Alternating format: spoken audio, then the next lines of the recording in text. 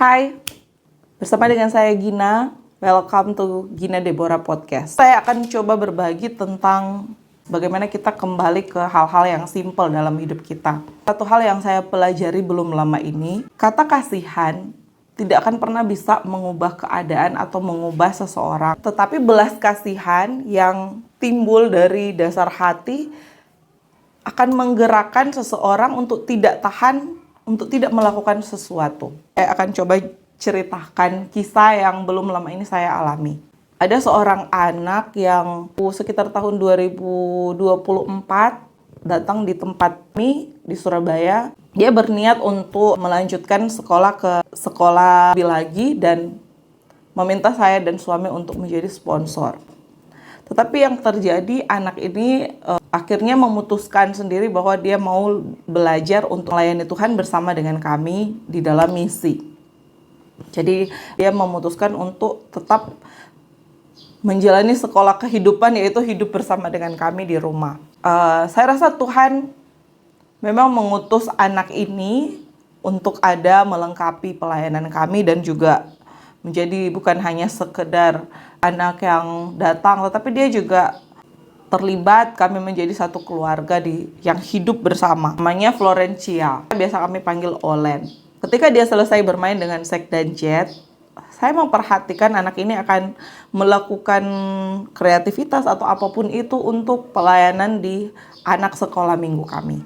Sampai mulai mengalami sakit dari lemas dan tiba-tiba pusing dan lain-lain. Kami bawa ke dokter sampai akhirnya penyakitnya tidak kunjung hilang sakitnya dan dibawalah ke tindakan-tindakan medis selanjutnya. Singkat cerita, anak ini didiagnosis mengidap penyakit kanker nasofaring. Setelah mendapat hasil seperti itu, saya melihat seorang anak yang masih umur 21 atau 22 tahun punya spirit yang sangat-sangat berbeda.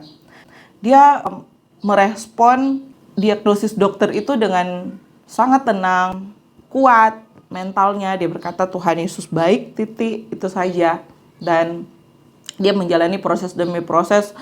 Kami periksakan ke Penang, Malaysia.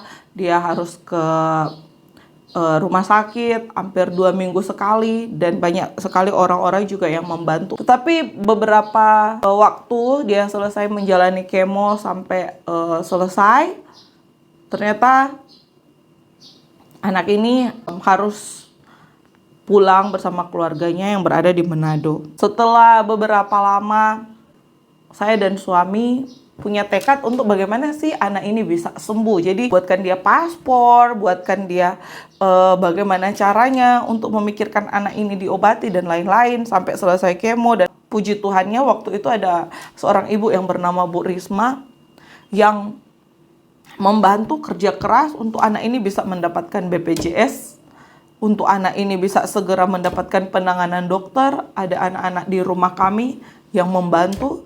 Dan saya dan suami mulai memikirkan bagaimana caranya. Suami saya berusaha keras untuk anak ini dibawa berobat ke Penang, Malaysia.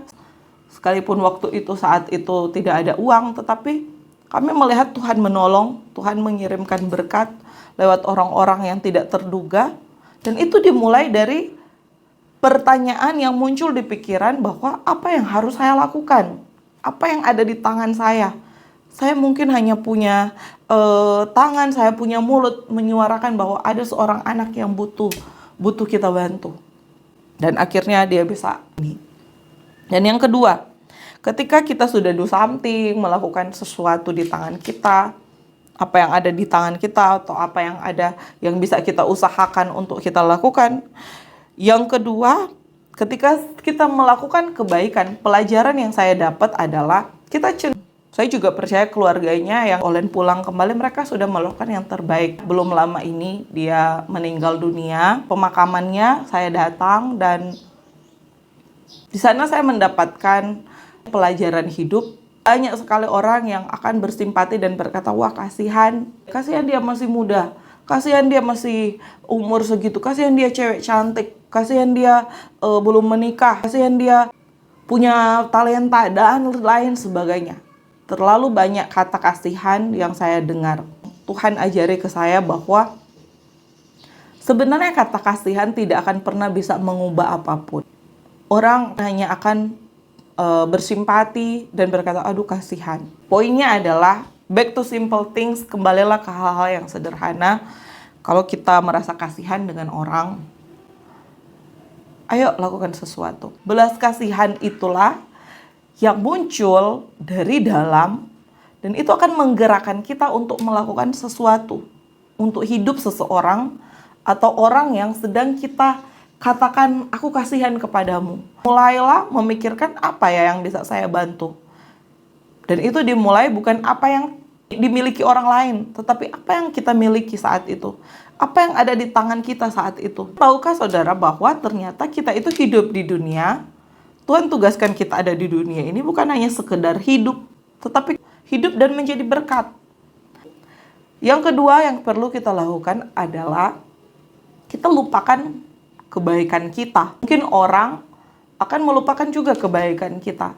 Orang lain boleh melupakan kebaikanmu, tetapi kamu jangan pernah melupakan kebaikan orang lain atau kebaikan orang yang membantu kamu di masa-masa sulit atau masa-masa susah dalam hidupmu. Penting untuk kita ingat bahwa ketika kita melakukan kebaikan, kita segera lupakan apa yang kita lakukan, supaya kita tidak punya hati untuk mengingat bahwa oh karena saya dia masih hidup, oh karena saya dia disembuhkan atau diselamatkan atau apapun itu. Kita tidak perlu menjadi Tuhan di dunia ini.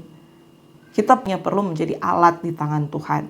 Dan yang ketiga, let God. Biarkan Tuhan yang tahu, biarkan Tuhan yang menilai, biarkan Tuhan yang bangga dengan apa yang kita lakukan. Jangan pernah diri kita sendiri yang bangga, oh aku sudah melakukan ini dan itu.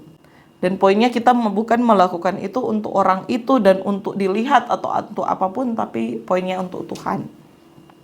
Supaya kita tidak terjerumus di hati yang merasa berjasa. Sekian episode kali ini, sampai jumpa di episode selanjutnya yang pastinya lebih menarik lagi untuk kita bahas dengan cara-cara yang sederhana. God bless you.